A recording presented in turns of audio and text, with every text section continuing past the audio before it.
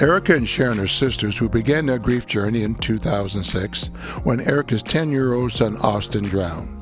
Together, they participated in a grief education program, were so moved by this experience, they studied and became specialists so they could help the brokenhearted find recovery. In 2015, tragedy struck their family once again when Erica's oldest son Donovan was killed in a motorcycle accident. Erica and Sharon are committed to sharing their experiences of love, loss, and healing through this podcast. Now your grief specialists, Sharon and Erica. I don't know about you, but ever since the pandemic, and I don't know if it's ever since the pandemic or is it just because it's going on longer, it seems like all we're hearing is bad news, bad news, bad news, bad news. I don't know what this is. It's like this heaviness that's just hanging over us. But I almost feel like I can't take one more ounce of bad news.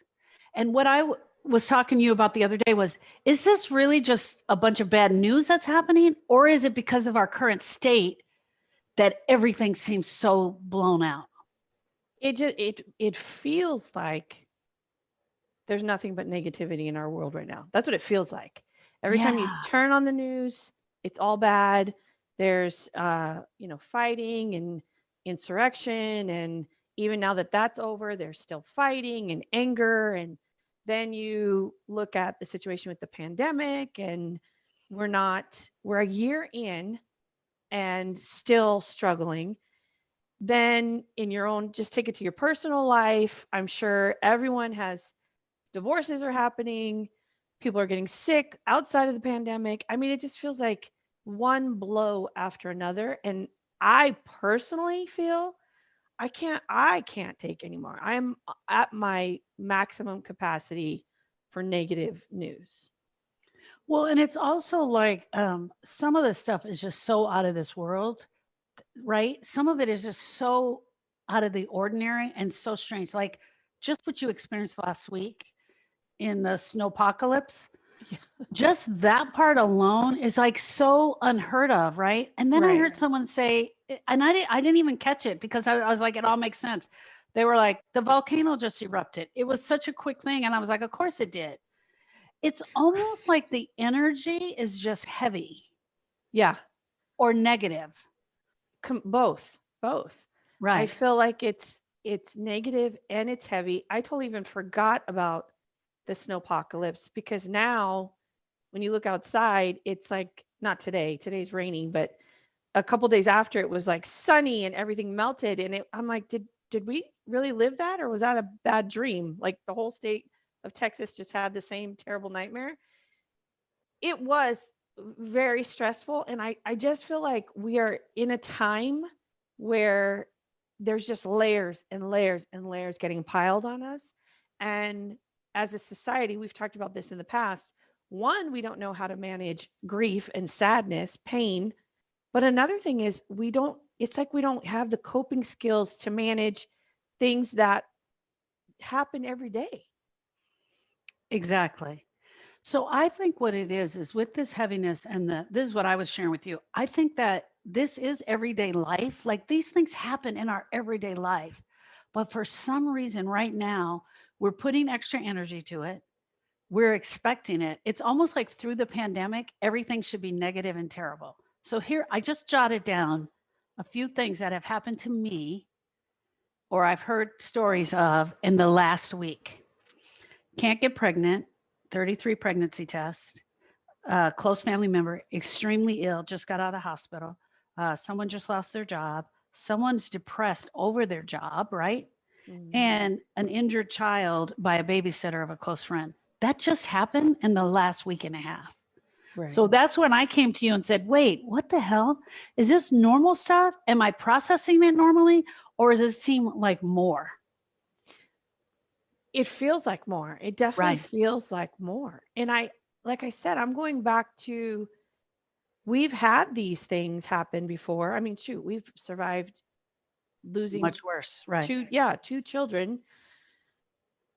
Our dad, we've survived all of that. But right now this feels, I just feel like I can't. I just want to say I can't. Like, don't call me. I can't. I just can't. And I know it's not us, just us, everyone we're talking to is feeling the same way. I can't and I don't want to. I don't want to. I'm done.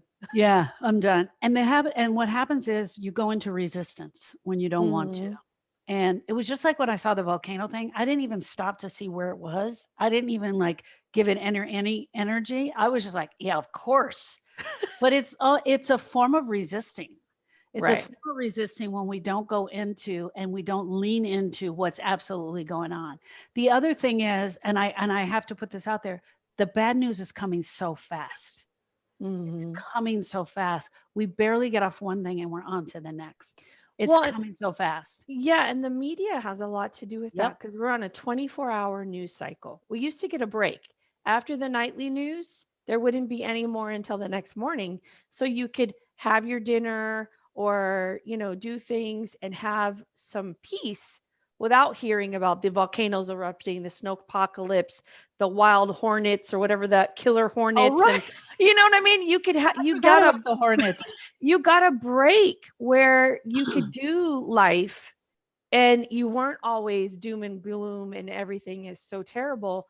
We don't get a break anymore. We're 24 hours, 7 days a week, especially with social media and the news cycle where we can choose to take a break. We can disconnect ourselves from things, but that's a little more challenging because we're so used to having these things. We want to see what our friends are doing on social media. We want to see this, we want to see that. And they found these avenues to put ads and whatnot on our just regular kind of social interactions. Well, okay, so I want to go back to it's a difference between resisting and just surviving. I would imagine I wasn't there, even though my daughter Brittany experienced it. I would imagine that last week in the snowpocalypse of Texas, that you were just surviving. Oh, Like for you were sure. just going from hour to hour, minute to minute, right? You were just surviving. It was like I can't even go any further. And the good news was you didn't have any electricity, so the news was turned off. Yeah. But that whole entire week was just you were just in survival mode. Mm-hmm. You were just trying to survive. It's like, where am I going to get my food from? How am I going to feed my family? How many layers can I put on? Right? Express some of, share some of that. What it was like Yeah, no, surviving. it's totally true. Well, it's something that is you're absolutely right. I was absolutely in survival mode, boiling water to wash dishes, boiling water to take a bath. Thank goodness we had cold water that we could boil. Some people had no water. Then trying to plan my meals out. What can I use on the stove? And we are fortunate enough to have a gas stove. So with the generator, I was still able to cook. But you know, for the four of us in a house, so we have, Lou and I in the two different generations, and you have the completely socially dependent generation, Jordan and Kayla. When that electricity went out and we lost cell phone service and they didn't have access to the internet to go on their platforms, you would have thought the world was coming to an end for them, where we were more like, okay, we're trying to figure out how we're going to eat. Are you guys even aware of what's happening right now? Yeah. For them, losing internet was the end of the world. For Lou and I, we're like, we got to keep the family fed, warm, and safe, because it was scary. I'm sure everyone has seen the stories where people lost their lives because they Yeah. didn't have heat. I mean, Yeah. it was a real problem. But to the kids, it's the priorities are totally different. So you have all of this happening under one roof. And, me as the mom, and like, we're the buffer between the dad and the kids. So when they started to hem and haw about losing their privileges and conveniences, modern conveniences, then I'm trying to figure out how to stop Lou from murdering them. It was quite stressful. Last week was quite stressful. I'm trying to give them the look like, just shut up. Just Yeah. please keep your mouth closed. When dad comes in this room, just don't say anything. Right. So it At was the all that. And then at the same time you're doing that, I'm still in the Texas, Yeah. snow. Snowpocalypse. My daughter's pipes burst. I'm calling Uncle Lou. Hey, I'm telling her, call Uncle Lou, figure this out. She's got pipes burst. She's got water everywhere. No air conditioning. I mean, no air conditioning, no electricity, no heat, no running water at all whatsoever. She Mhm. has her 75-year-old father-in-law living with her, and she's trying to piece it all back together as well. It just seems like the hits just keep on coming, right? Yeah. Yep. And at this point, you're in survival mode. But once the snow melts, Mhm. you're not in survival mode anymore. And you have two options right here. You can allow yourself to go in to the grief and experience it. Man, that was awful. And literally journaling it out and writing out what that experience was. Or you can continue to resist it, push back against it, and wait for the next shoe to drop. Right. And that is absolutely imperative that we stress that issue, Yeah. because we don't take the time to allow the feelings. Even No. if we're willing to allow the feelings in, we don't take the time because, like you said, before you know it, the other shoe is dropping and you're finding out some other terrible news. And then you're just on to the next crisis. I think that's the Yeah. thing. This last year, pandemic year, has been living in a constant state of crisis. That's exactly it. Yeah. That is exactly it. Because we've had family members die, you and I both. I can't even imagine the people that had, my heart just goes out to them, that had the snow apocalypse and then had a death on top of that, Right. or family members in the hospital. I mean, Right. my heart just goes. Couldn't find water. You couldn't find food. That's huge. That's a huge grieving experience that the whole state went through. Absolutely. And then, well, because you put your trust in these entities that are supposed to provide, these things, the power and the water, you feel like that's a given. And so when that's taken away from you, not because of the situation of the storm, like locking out, losing electrical lines, but just not having enough power, like you're like, wait, that's a thing. There Yeah. cannot be enough power. So Yeah. then you get into this like, okay, now you're just like, well, what does that mean? You lose trust in the things that you always felt you could count on, which is another layer of grief. And then to just say, oh my gosh, this is terrible. This is really bad. And we have to go through this possibly again next year. There's no guarantee. Right. Exactly. So let's talk about what not resisting looks like. Okay. Not resisting doesn't mean, we're not saying not resisting means you should call us and we coach you through it. That's not what we're saying. We're saying don't resist. Here are some things that you can do to help yourself. One of the things, the number one thing is cry it out. Mhm. Girl, cry if you have to cry. It is okay. Sit down on the couch and think about all of the pain and all the bad news you've had and just let it be. Just let it be in there and be okay with the fact that you've had a tough week. Right. And I would even say, like, the place I'm in right now is the crying. I don't even think will do it. I think it's the, extreme frustration. So I would even say, like, get the pillow, put your face in and scream it out. Like, that's what I feel right now. I feel like I just need to scream. Because one of the other things we didn't put in here is once snowpocalypse melted, we're getting back to normal life. Jordan wrecked his truck because of the ice. Right. So we had, thankfully, just his truck was totaled. He is physically okay, but he has a broken heart because that was a new truck for Yeah. him. And he had it not been for the tree he crashed into, he would have been dead. So I haven't even allowed myself to process that because Right. I've got too much other stuff going on. So this Yeah. is so true. I need to carve out some time. I really do, Yeah. because I'm on overload. Like just when we started and I walked in here, like the dogs tearing up their bed almost set me into a extreme panic. Yeah. And that's where I'm like, okay, sister, you got to check yourself, rein it in, and do some processing and allowing the feelings out. Because Yeah. I've just been on autopilot, trying to manage one crisis to the next. And I got to take some time because I know right now I feel like I'm just going to fall apart. Well, and I think the good thing was right now you said it's frustration. I'm Right. experiencing frustration. And it's like the other thing is to call the emotion what it is, right? I am fearful. I'm broken. I'm frustrated. I'm mad. The other great thing that would be is that you don't have to do this non resistant by yourself. You could literally set the family down and go, let's talk about this last week. Right. Excuse me. What was it like for you guys? What was it like for us not to have electricity? Like literally have a conversation and get everybody to stop resisting what's going on, especially that man you call Uncle Lou. Get everybody to stop because I can see him. He's like, got to get the pool pump fixed, got to get Jordan's Yes, truck done. he was Like he's going from nonstop. project to project to project. So what if we sat down at dinner and we just said, hey, what was this last week like for you? What was it like finding out this news? This is great resource that we can do as a family as well. Right. All of us just have the conversation. I know for a fact that we tend to be a very sarcastic family and we throw the one-liners out.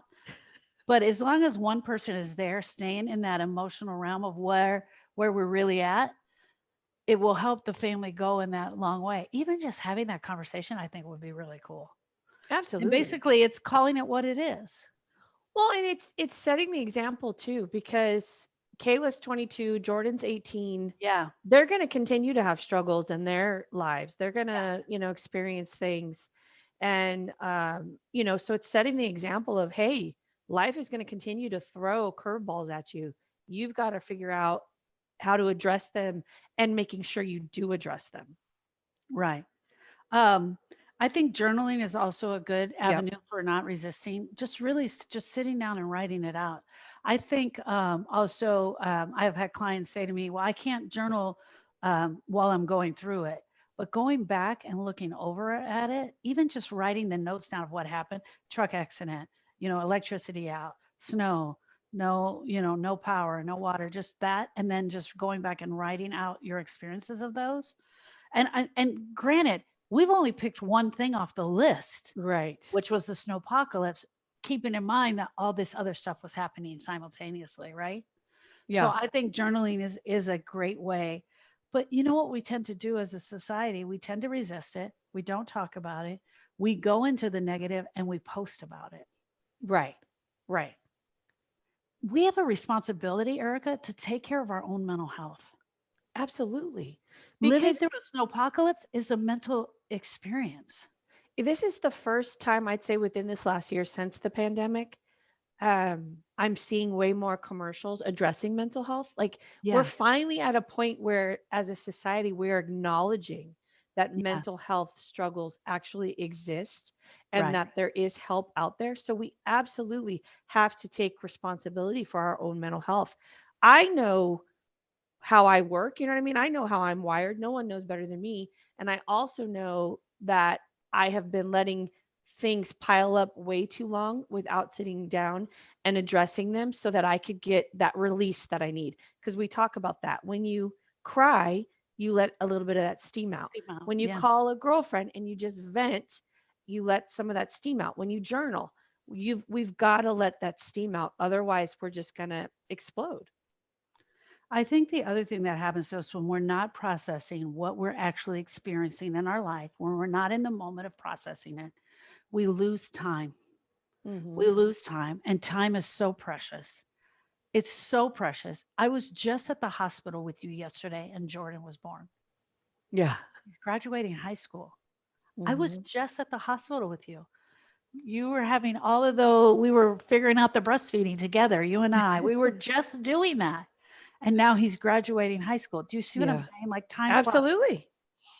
When we're not in our present moment, good, bad, sweet or sour, ugly or happy, joyful, whatever the present moment is bringing, we're losing time.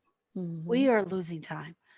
When you and Lewis and the family had to go through all of that snow and no electricity, that was a moment in time for you to experience. But do we experience our experiences at their full capacity? No, we don't because we Yeah. have so many other things that we Yeah. give our attention to. Yeah. So, um, I want to take it to a client that we worked with who was going through a divorce. And once she was able to work through her pain and let a lot of the anger and the resentment go, she acknowledged, I've spent this last year Yeah. not being in my present moment with my Yeah. kids, and I'll never get that time back. Yeah. She's like, we were together. I was physically there, but mentally I wasn't there. And so she was so grateful now that she's learned how to live in her present moment by doing the work and releasing some of that pain. And that's the thing. We have to acknowledge we won't get these days back. No. Our days are numbered. And the more time we spend letting our brains dwell and focus on how much you hate your job, the struggle with electricity, your financial, whatever, you're not in those present moments, and Yeah. you're missing that with your kids, your spouse, your friends, your siblings, everyone in your circle. Yeah. So I want to leave the show with this here. Present moment, present moment, present moment. We always tell our clients, hear our voice. Living in your present moment doesn't mean you're always living your best life, doesn't mean you're always joyful, it doesn't mean you're always happy. Whatever the present moment has given to you, be in that moment. Don't resist it. Don't push back against it. Allow the emotions in, whatever they are. Absolutely. And be aware there's always been negative in our lives, in our world, in everything. But the pandemic has got our nerve endings on like extreme alert. So as the hits come in, our reaction to them is so disproportionate because of, I think, that layer of pandemic. Take the time, cry, scream in a pillow, take a baseball bat. I mean, safely outside, hit something. You know what I mean? Do something to let the steam out. Yes. Because if you don't, you will explode at your family members and loved ones, or you will implode. You will do negative, whether it be not eating right or drinking too much or sleeping too much. Find a way to let the steam out so that you can continue to function and enjoy your present moments. Thank you, ladies. We'll see you on the next podcast. Bye, friends. Thank you. Hi, friends. Erica Honore here with Healing Starts with the Heart. Sharon and I are so glad you joined us for another great episode of our podcast. We hope you enjoyed this episode. We want to let you know, for more information, you can go to our website at healingstartswiththeheart.com.